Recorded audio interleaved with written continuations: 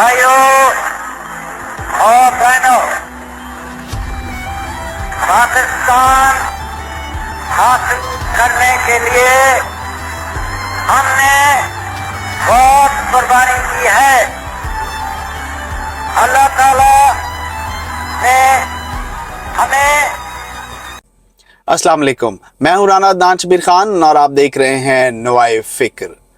पाकिस्तान तहरीक इंसाफ इस वक्त पाकिस्तान तहरीक इख्तिलाफ बन चुकी है। पाकिस्तान के हर न्यूज़ चैनल पर और हर प्रोग्राम में इस बात पर डिस्कशन हो रहा है कि जनाब इस वक्त पाकिस्तान तहरीक इंसाफ कितने धड़ों या कितने ग्रुप्स में तकसीम है और उस धड़े का करता धरता कौन है, किन लोगों को अपनी पोजीशन नियर फ्यूचर में जाती दिखाई दे रही है। कभी अलीमा खान और कभी बुशरा बीबी के ग्रुप्स की बात होती है और कभी फवाद चौधरी, इमरान इस्माइल और अली जैदी की वापसी का ढोल बजाया जाता है।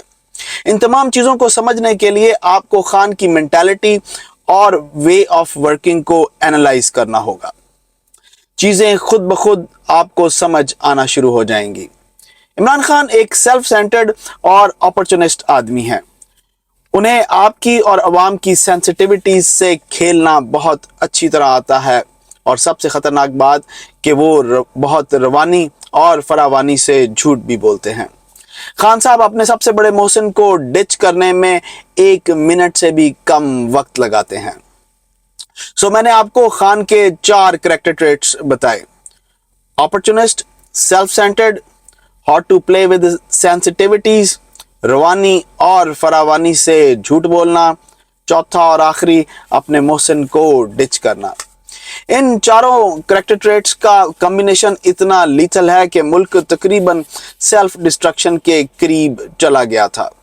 खान हसूल इक़्तिदार के लिए किसी भी हद को छू सकता है, चाहे उसके लिए उसे चीफ ऑफ आर्मी स्टाफ को ताहयात एक्सटेंशन देनी पड़े, अपनी सूबाई हुकूमतें तोड़नी पड़ें, साइफर के बयानिए बनाने पड़ें, अवाम को इस हद तक चार्ज अप करना पड़े कि वो अपने मुल्क ही की फौज पर चढ़ दौड़े, इंटरनेशनल मॉनेटरी फंड को खत लिखना पड़े कि पाकिस्तान को कर्जा मत दें, उस अमेरिका में लॉबिंग के लिए बेतहाशा पैसा फेंकना जिसको वो अपनी हुकूमत को तोड़ने और उसके खिलाफ साजिश करने का बयानिया वो 1.5 साल तक बनाते रहे, उस चीफ ऑफ आर्मी स्टाफ जिन्हें वो बाप कहते थे और उनकी तारीफों के पुल बनाते थे, उनको गद्दार, मीर जाफर और जानवर जैसे अल्फाज या अलकाबाद से नवाजना, और सब कुछ हो जाने के बावजूद चीफ ऑफ आर्मी स्टाफ को बाप बनाने और सिर्फ उन्हीं से बात करने की जिद पर तुले रहना।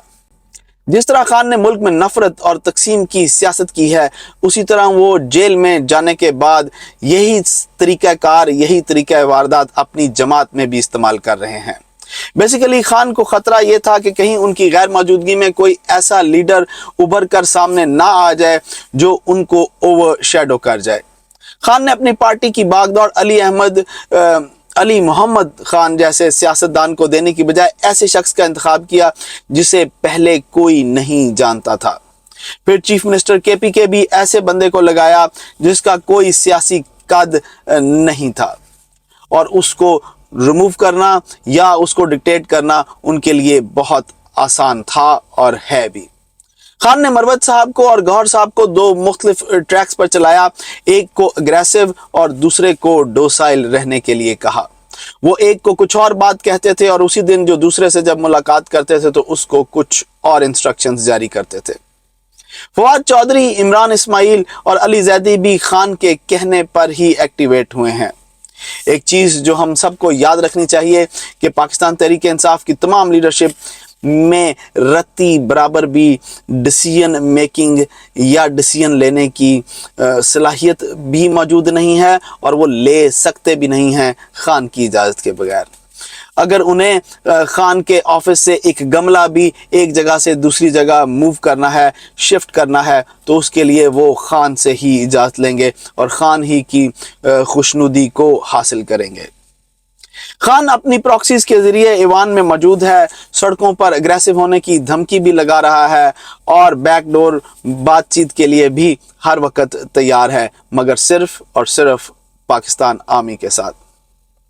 अभी जो पाकिस्तान तहरीक इंसाफ ने ऑल पार्टीज कॉन्फ्रेंस में शिरकत के लिए रजामंदी का इजहार किया है, उसका भी कोई फायदा नहीं होगा, क्योंकि जैसा कि मैंने पहले कहा कि पाकिस्तान तहरीक इंसाफ का कोई भी लीडर इस वक्त इंडिपेंडेंट डिसीजन मेकिंग की पोजीशन में नहीं है। खान को हकीकी आज़ादी या सिविलियन सुप्रीमेसी की भी कोई तकलीफ नहीं है या उनका कोई इंटरेस्ट नहीं है सिविलियन सुप्रीमेसी की जानिब।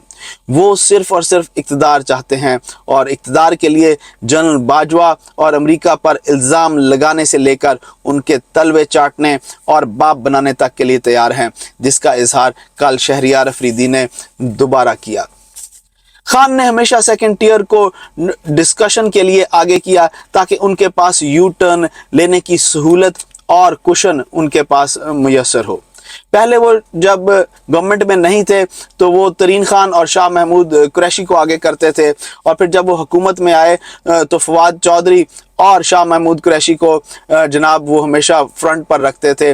और अगर कोई सिक्योरिटी इश्यूज पर ब्रीफिंग होती थी, जैसे कि पुलवामा जैसे इशू पर, तो जनरल बाजवा को कहते थे कि खुद ही कर लें, मैं तो इनके साथ बैठने और इनके साथ हाथ मिलाने के लिए भी तैयार नहीं हूँ।